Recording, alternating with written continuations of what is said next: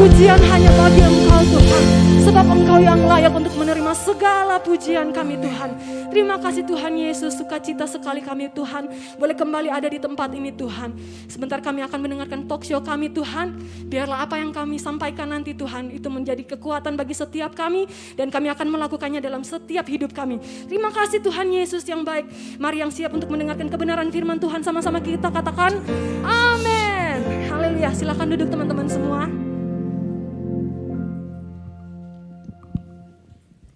Shalom Yesus Malang. Wah 10.000 orang tapi kok gak ada suaranya sih. Shalom Yesus Malang. Oke, ada yang tahu nggak aku ngapain di sini? Oke, di sini kita akan membahas topik yang lagi hype banget di kalangan anak muda yang biasanya buat overthinking, yaitu quarter life crisis. Oke, quarter life crisis itu adalah fase di mana kita mengalami krisis dalam identitas kita, mempertanyakan diri sendiri dan ragu akan masa depan kita. Oke, gak berbincang-bincang lama lagi, kita akan membahas lebih dalam lagi. Kita sambut pembicara kita, Ko Yoel Sianto.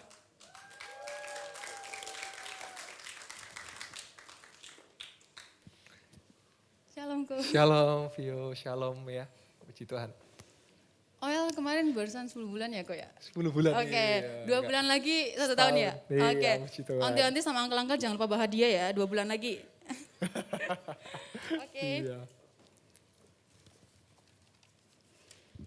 Ko Yoel. Ya, gimana Vio?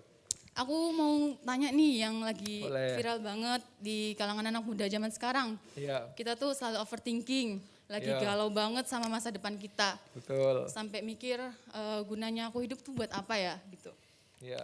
Oke, jadi menurut Ko Yoel, pandangan Ko Yoel, quarter life crisis menurut Alkitab dan pandangan Ko Yoel itu seperti apa ya aku? Iya, terima kasih Vio ya. Ya, shalom buat teman-teman pemuda semuanya ya. Iya, jadi dari kata quarter itu kita bisa tahu quarter itu apa sih?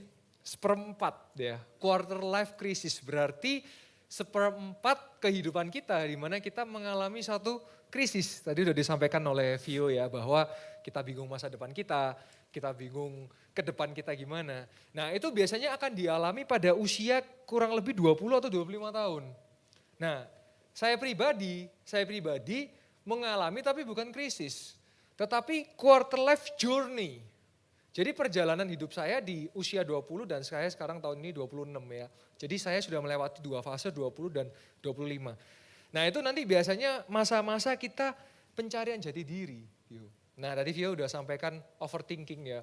Memang ini adalah satu, saya katakan bukan satu penyakit ya. Tetapi bukan juga satu anomali atau abnormalisasi ya. Tetapi ini adalah satu hal yang wajar dialami karena kenapa? Kita itu suka mikir hal yang kita nggak perlu pikirin, kita pikirin. Tapi yang perlu kita pikirin, nggak kita pikirin. Makanya jadinya overthinking. Sama seperti kalau kita overweight, berarti kelebihan berat badan. Terus over apa lagi misalnya? Biasanya apa ya? Overtime, berarti lebih, waktunya lebih. Nah berarti kalau overthinking, karena apa yang seharusnya nggak kamu pikirin. Nah maka hari ini kita akan belajar dari sudut pandang Alkitabiah, bagaimana kita bisa menghadapi yang namanya quarter life crisis gitu. Oke, Ko Iya. Yoel. Nah, beberapa bulan yang lalu Vio tuh ngalamin quarter life crisis Ko. Iya. Karena masih bingung buat masuk kuliah tuh pilih jurusan apa. Masih Iya. galau banget. Iya. Sampai mikir, ya ampun kayaknya aku tunggu 1 tahun lagi dulu aja deh baru kuliah. Karena masih bingung banget buat ambil jurusan. Iya. Karena jurusanku itu SMK. Oke. Dan banyak yang kerja Ko. Iya. Apalagi ngambilnya yang kecantikan. Jadi Iya. kan bingung mau kuliahnya di mana gitu. Iya. Nah tapi Vio bergumul sama Tuhan. Vio bilang, Tuhan tolong kasih jurusan yang terbaik buat Vio. Iya. Gitu, oke. Nah kok jadi banyak banget nih teman-teman di luar sana yang selalu bilang, Vio gimana ya cara ngatasin hidupku supaya aku benar-benar ngasih harapan hidupku buat Tuhan. Iya. Vio sebagai anak Tuhan kadang masih bingung kok ngasih pendapat atau solusi buat temannya Vio itu kayak gimana. Iya. Takutnya kan banyak ngomong tapi gak ada hasilnya buat dia Iya. gitu. Menurut kok gimana ya tips and triknya gitu kok? Iya, oke. Ya jadi betul di usia-usia apalagi besok udah pada sekolah ya atau udah mulai pada sekolah ya. Udah mulai 18. tanggal 18 ya berarti besok ya. Nah Betul, di usia-usia kayak Vio ini memang usia-usia yang karena ini adalah satu titik untuk menentukan masa depan. Ya, artinya mau kerja dulu atau mau nikah dulu ya. Ya, atau mau ngapain dulu. Nah, makanya pentingnya kalian dekat dengan Tuhan. Karena Tuhan kita adalah Bapa kita. Sama seperti orang tua Vio punya papa mama, pasti kan konsultasi ya dengan Pak Orat Mangun atau dengan Bu Jen atau mungkin dengan Kakak Muti atau Kak Alfa ya. Saya dengar Kak Alfa mau ke Amerika ya kata gue ya. Ya. Dan mau ke Antartika juga kalau nggak salah ya. Oh enggak ya, kejauhan ya. Nah, jadi kita perlu dekat dengan Bapak kita supaya apa? Kita tahu kehendaknya dalam hidup kita itu apa. Tuhan merancangkan kita dengan rancangan yang sempurna. Tapi kita bisa juga hidup di luar dari rancangan Tuhan. Nah hari ini kita mau belajar bahwa saya lebih seneng sih quarter life journey ya. Karena itu suatu perjalanan. Kalau krisis itu kalau dulu zamannya main game itu ada namanya time crisis. Nah, nggak tahu kalian zamanin nggak ya. Jadi yang di game pokoknya pedal pakai pedal lah gitu ya. Kalau kalian mungkin ya dari nggak tahu ya dari gadget wah itu padahal seru banget tuh. House of the Dead itu yang tembak-tembak itu. Terus dulu ada satu mall di Malang itu bisa main game sepuasnya. 15.000 sepuasnya. Gak tahu kalian zamanin gak ya? Atau kita beda dunia atau beda multiverse jangan-jangan ya. Saya beda di Earth yang beda zaman ya. Nah jadi kalau krisis itu lebih konotasi negatif. Tapi saya lebih suka kata journey karena kita itu hidup itu perjalanan. Ada asam, ada garam, ada pahit, ada manis. Tapi bersama dengan Tuhan, kita akan menikmati itu. Sama seperti kayak kopi misalnya, kopi pahit toh. Tapi menikmati kopi itu ya pahit. Di sini siapa yang minum kopi gula? Waduh ya Anda jangan ngaku pecinta kopi. Pecinta kopi itu kalau minum kopi gak pakai gula. Apalagi kopi yang hitam-tem banget itu ya. Itu baru, apalagi kan ini saya lihat banyak yang baju hitam ya. Wah itu betul-betul mantep ya. Nah oleh sebab itu quarter life journey ini bagaimana kita menyikapi ada 4 poin ya. Yang pertama jadi masa-masa ini adalah masa-masa kita itu penjajakan karir kita. Sama seperti misalnya Vio SMK di bidang kecantikan. Nah karirnya udah jelas apa berarti MUA ya. MUA itu apa? Bukan cium ya, make up artis. Saya itu bingung karena istilah sekarang itu kalau dulu itu kan istilahnya maca ya. Maca itu terus itu loh ada temenku yang mua-mua itu loh apa-apaan ini kok cium-ciuman make up artis ternyata. Nah karena sekarang ini kita tidak bisa komplek kalau dulu zaman saya kecil apa cita-citanya jadi dokter, polisi, astronot, presiden, terus apa lagi pendeta ya, terus apa lagi bisnismen. Kalau sekarang udah luas ada yang jadi YouTuber. Ada yang jadi apa kayak Vio karirnya MUA misalnya make up artis, ada yang juga YouTuber, ada yang selebgram mungkin ya kan. Nah sebetulnya dulu itu saya makanya mikir apa jangan-jangan dari kecil kita itu sudah di out in the box bukan out of the box. Jadi kayak contoh misalnya presiden, kita realistis aja deh. Negara ini 77 tahun, presidennya baru 7 orang. Betul gak? Padahal jutaan manusia ada di Indonesia, ada 300 sekarang mungkin 300 atau 270 juta. Nah padahal ada banyak karir-karir yang lain. Nah namanya penjajakan karir. Makanya kalau kalian punya teman tetangga, kayaknya kok gak pernah kerja, kok gak pernah ke toko, kok gak pernah kerja tapi kok kaya. Ya kita gak tahu. Mungkin dia apa? YouTuber, kita kan gak pernah tahu. Atau mungkin ngepet, itu bahaya itu ya. Tapi kan kita gak pernah tahu karir kita beda-beda. Ada yang online sekarang, kalian bisa apa? Ada teman saya kerja penerjemah online. Jadi dia tuh di Zoom bantuin nerjemahin bahasa apa. Sekarang kan yang hype ini bahasa apa?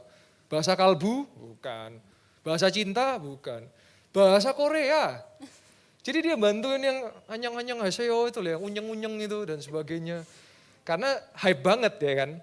Terus juga sekarang ada yang bahasa isyarat kalau kalian datang di ibadah jam 9. Itu ada yang di rumah cuman bantuin. Karena ada orang-orang yang mereka enggak bisa mendengar, jadi mereka butuh bahasa isyarat. Jadi poin yang pertama, quarter life ini adalah masa kalian untuk menentukan karir kalian mau apa ke depan. Nah, dengan demikian saya mau katakan hidup quarter life kalian tuh bukan disibukkan untuk menyenangkan orang lain. Tapi untuk menyenangkan Tuhan karena Tuhan punya rancangan dalam hidup kalian. Kita itu suka hidup itu untuk nyenengin orang lain, betul nggak? Orang lain yang seneng, kita yang stres. Contoh, saya harus pakai baju bagus, kenapa? Supaya orang lain memuji saya, ngapain? Yang penting kalau menurut saya Tuhan melihat kita baik apa adanya dan saya percaya kita nggak akan mungkin pakai baju ke gereja bolong-bolong itu kan nggak mungkin. Masa ke gereja pakai kutungan, pakai apa koloran. Loh, Tuhan kan menerima saya apa adanya. Lah.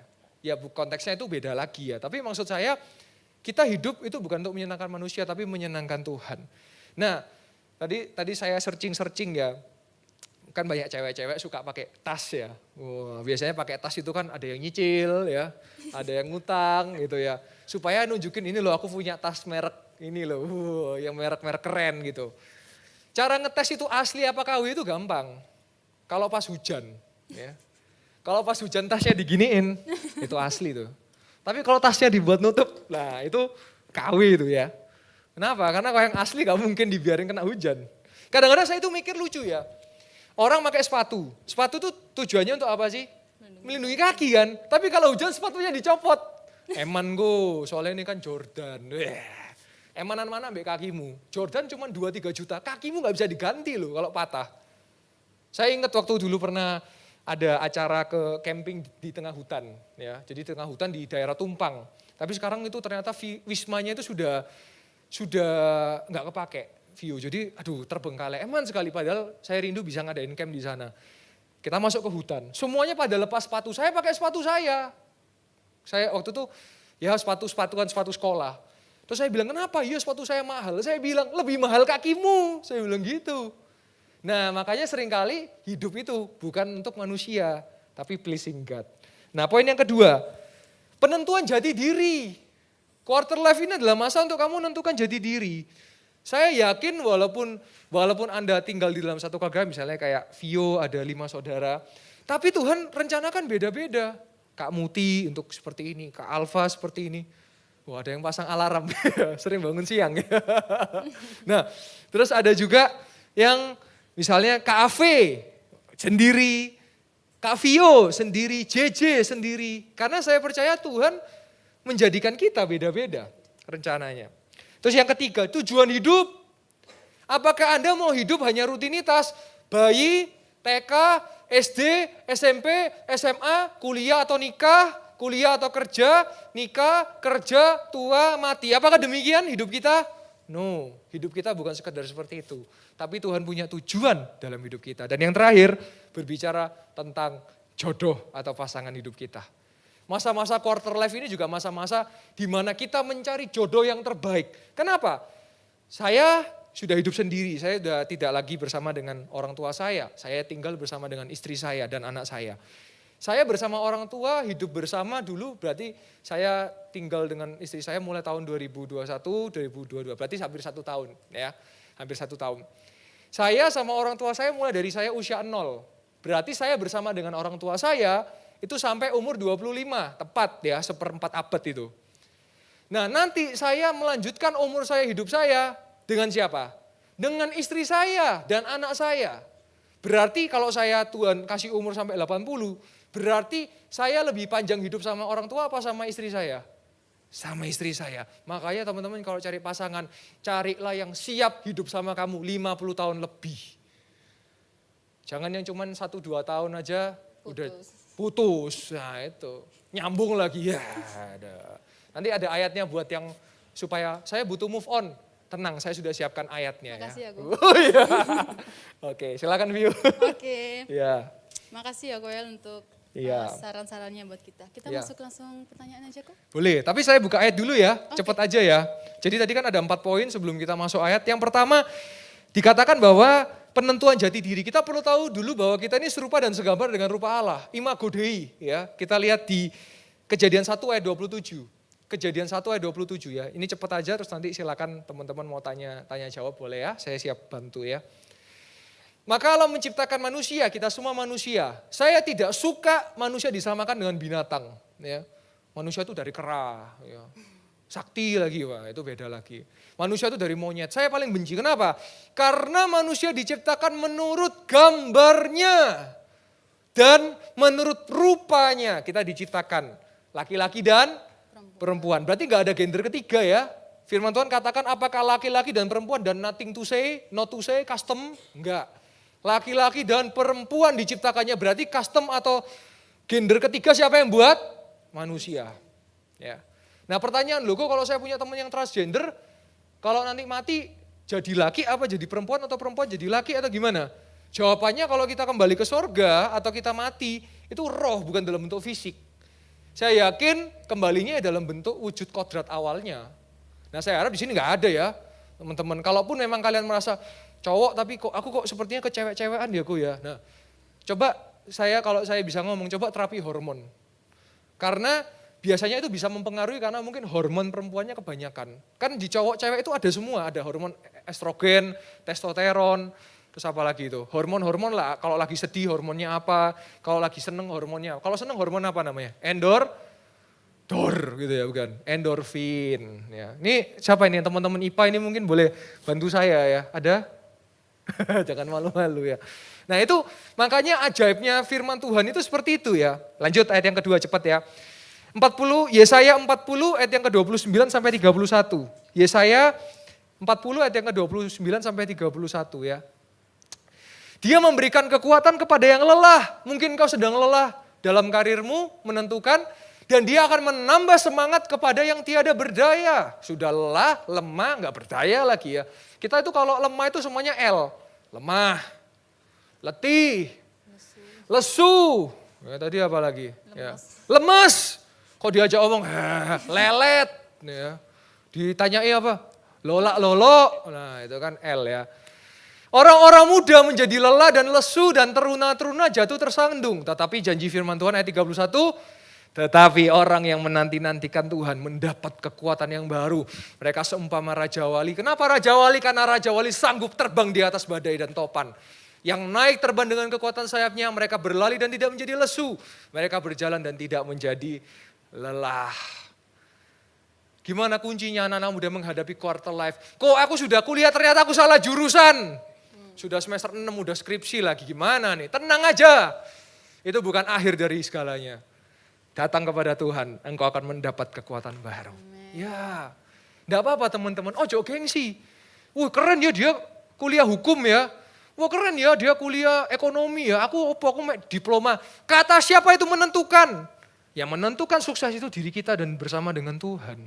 Jangan pernah merasa, wah dia sekolah unggulan. Wah dia sekolah favorit. Wah, kan. Kenapa favorit? Soalnya cowok ceweknya ganteng-ganteng di situ. Cuman ganteng doang. Ternyata, nah itu. Casing ngetok ya. Ibarat HP itu casing ngetok tapi IC-nya kena. Gitu. LCD-nya kena. Ini ngapain? Jangan pernah bandingkan dirimu dengan orang lain. Lanjut yang selanjutnya poin yang ketiga. Rancangan Tuhan, Amsal 19 ayat 21. Dari 4 poin itu saya jabarkan ayat-ayatnya ya. Amsal 19 ayat 21 dikatakan, banyaklah rancangan di hati manusia tetapi keputusan Tuhanlah yang terlaksana. Makanya kenapa tadi saya sampaikan kepada Vio, harus dekat sama Tuhan. Di masa-masa ini justru banyak dekat Tuhan. Tuhan mau taruh apa dalam hati saya. Misalnya Vio memang Tuhan siapkan untuk menjadi make up artis di masa depan. Atau mulai dari sekarang sampai masa depan. Mulai, Tuhan saya minta rencana Tuhan. Kadang-kadang ada talenta, ada calling. Contoh, saya punya talenta multimedia. Ya, saya punya talenta di bidang teknologi dan sebagainya. Tapi itu bukan calling saya. Calling saya jiwa-jiwa muda. Ngomong dengan jiwa-jiwa muda. Membenarkan pikiran yang salah dari jiwa-jiwa muda. Saya bisa multimedia, tapi itu bukan calling saya. Nah, Anda harus tahu callingnya Anda apa. Siapa tahu dari make up artis, Vio bisa memenangkan jiwa. Ya kan? Misalnya lagi make up. Kalau mati masuk surga atau masuk kemana? Waduh saya bingung. Nah pakai pisau itu apa? Pisaunya alis itu ya.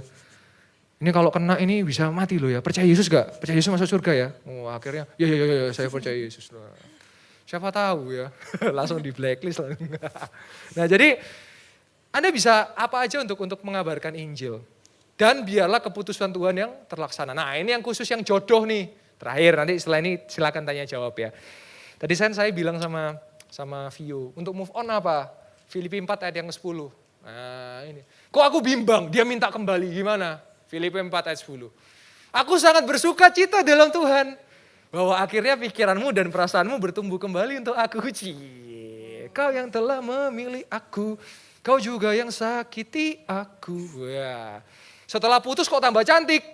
Setelah putus kok tambah ganteng. Ya mesti ae. Soalnya gak bau siksa ya kan. Kalau bau siksa jadi jelek, jadi gak anu. Tapi setelah melepaskan diri darimu, tambah cantik, tambah ganteng. Dikatakan Memang selalu ada perhatianmu, tetapi tidak ada kesempatan bagimu. Oke. Iya. Jadi kalau saya sih, ya ini kan preferensi ya. Kalau saya sih nggak suka putus nyambung. Jadi kalau sudah pernah putus lebih baik jangan dilanjutkan. Kenapa? Kita sudah tahu endingnya. Oke. Ya. Kenapa? Karena kalau dalam pacaran sudah minta putus, kalau saya loh ya, kalau nikah nanti pasti minta cerai. Karena ketika kita menjalin suatu hubungan, kita harus ke titik di mana ini untuk bukan satu untuk selamanya, tapi ini untuk selamanya gitu loh. Selamanya kapan? Tidak ada rentang waktunya, ya selamanya sampai kita dipanggil Tuhan. Nah, tapi kalau kalian, soalnya selama ini saya ketemu kalau yang putus nyambung sih bahkan sampai 2 kali, 3 kali. Ya itu menyakiti hati yang bersangkutan ya. Jadi lebih baik kalau menurut saya ya jadi teman aja udah. Tapi untuk menjadi kekasih tidak ada lagi kesempatan bagimu. Nah ini, yang lagi berbunga-bunga, Filipi 1 ayat yang ketiga. Filipi 1 ayat yang ketiga, kok aku lagi jatuh cinta nih? Cie. Aku mengucap syukur kepada Allahku setiap kali aku. Cie. Tuhan kok bisa sih Tuhan kamu ciptakan makhluk seindah itu. Cie. Nanti kalau sudah putus mau nyambung, kasih Filipi 4 ayat 10.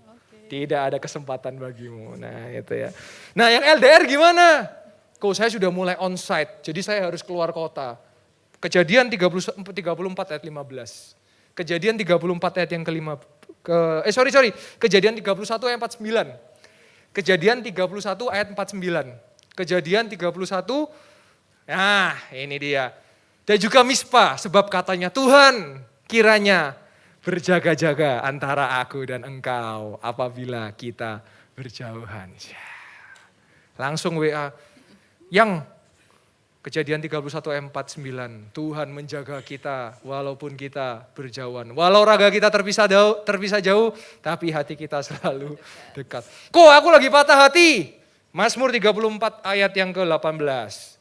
Terakhir ya, setelah ini pertanyaan ya. Lengkap ya gue ya? Lengkap. Oke. Ini diperlengkapi supaya kalian menjalani quarter life ini, kalian percaya bahwa firman Tuhan ini ada dan tidak pernah meninggalkan kita, dan firman Tuhan ini lengkap buat Anda. Yang sakit hati katakan apa? Loh, kok katakan ayat.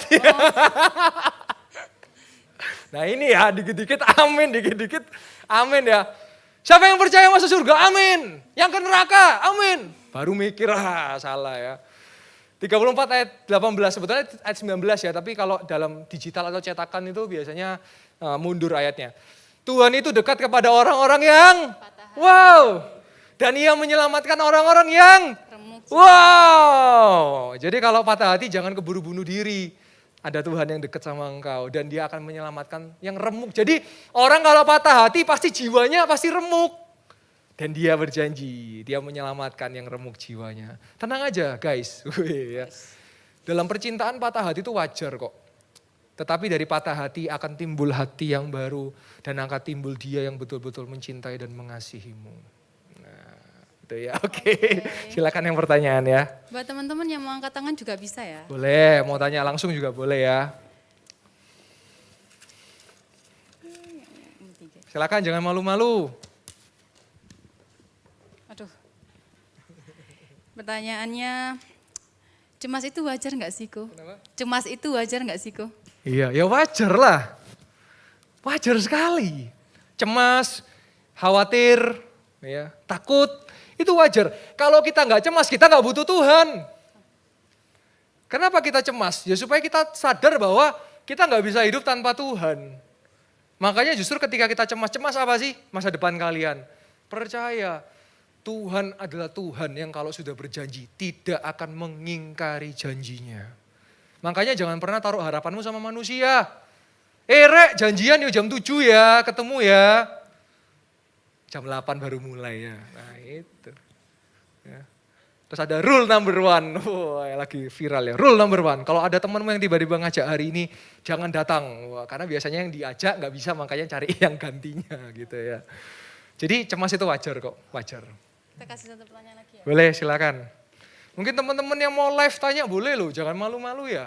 Mungkin caranya biasanya gini, kok ini ada temanku yang tanya. Nah itu supaya kalian gak terlalu malu ya, padahal pertanyaan kalian itu. Tapi gak apa-apa. Ya mungkin mewakili. Ya. Okay. Yang pelayan mau tanya boleh. Apakah quarter life crisis terjadi pada semua orang? Ya, sebetulnya quarter life crisis ini atau quarter life journey ini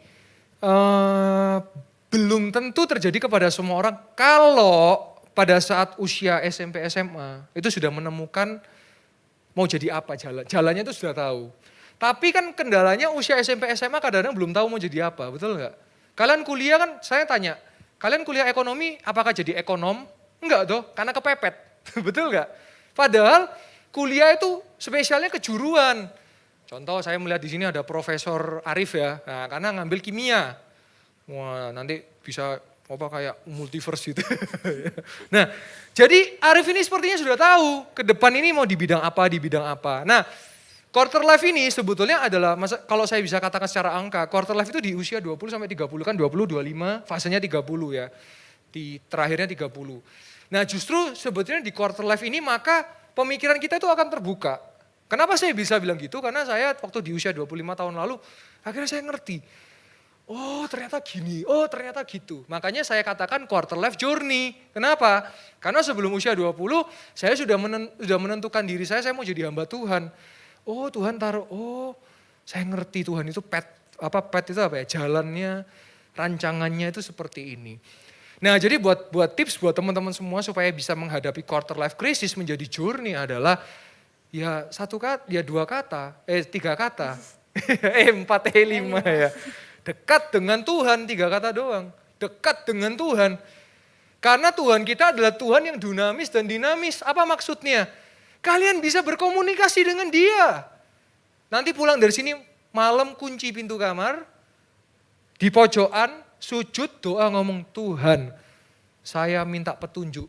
Rencana Tuhan dalam hidup saya ini apa? Dia akan kasih petunjuk. Dia akan kasih petunjuk, betulan. Tapi nggak mungkin kok, ya sudah, jadilah sesuai dengan imanmu. Ya nggak bisa, jadi harus kita berserah sama Tuhan. Nah saya yakin ketika kita dekat dengan Tuhan, quarter life crisis, krisis kan konotasi negatif, akan menjadi quarter life journey. Oh iya ya ternyata saya tahu Tuhan taruh itu dalam hidup saya seperti itu. Karena saya banyak kadang-kadang tanya anak-anak kuliah, mungkin 50% lah di sini, ke bawah lah mungkin. Siapa yang sudah kuliah salah ngambil jurusan? Nggak usah angkat tangan. Tapi saya yakin ada. Nah makanya sebelum salah melangkah, sebelum kamu kuliah, doa Tuhan, apa yang pas buat saya? Makanya firman Tuhan katakan apa? Manusia bisa merancang-rancang, tapi Tuhan yang keputusannya yang terlaksana. Nah dalam perjalanan hidup, bisa kadang-kadang kita yang makso, gengsi misalnya, saya mau ambil apa misalnya, kuliah yang gengsi apa, kedokteran, wow, arsitek, wow, apalagi biasanya, hukum, wah gitu-gitu. Jangan karena gengsi, saya punya teman kuliah karena pacarnya, puji Tuhan dilamar sih, untung gitu. Kalau putus kan, wah untung gak kuliah di hukum, bisa dituntut itu, ya. Penuntutan penipuan, karena dari awal aku mencintaimu selamanya, ternyata tidak. Nah itu, tindak pidana penipuan itu. Ya. Nah makanya teman-teman hari ini, di waktu yang singkat ini, bagaimana cara menghadapi dan mengatasi? Ya 3 kata aja, dekat dengan Tuhan. Pulang dari tempat ini, pakai kamarmu sebagai tempat kamu berkomunikasi dengan Tuhan. Tapi saya nggak bisa dengar dia secara audible. Ya saya aja nggak pernah dengar secara audible. Tapi dia akan tuntun setiap jalan kita. Kamu mau kuliah apa misalnya? Tuhan, saya yakin hari ini orang tua nggak outdated kok ya, nggak jadul, open minded. Seperti orang tua saya dengan adik-adik saya. Coba zaman dulu kalau kuliah masak, siapa yang mendukung? Nggak ada. Kuliah itu dulu harus apa? Kalau nggak dokter, ekonomi, kalau yang ekonomi, teknik, kan gitu-gitu, insinyur, gitu-gitu. Sekarang kuliah tuh banyak. Ada teman saya kuliah jurusan fotografi di Singapura. Nah, nanti larinya nih Bachelor of Art kalau nggak salah, atau Bachelor of apa itu, pokoknya BB apa itulah. Jadi teman-teman nggak usah gengsi, kamu kuliah apa? Kuliah masak, hihi, gitu. Lah, buktinya Master Chef bergengsi loh. Ya, nah maka dari itu teman-teman nggak usah khawatir, nggak usah cemas. 3 kata apa? Dekat dengan DDT. Wah, kayak seneng main Smackdown ngerti apa itu DDT ya. Oke, ya. Oke, Koel.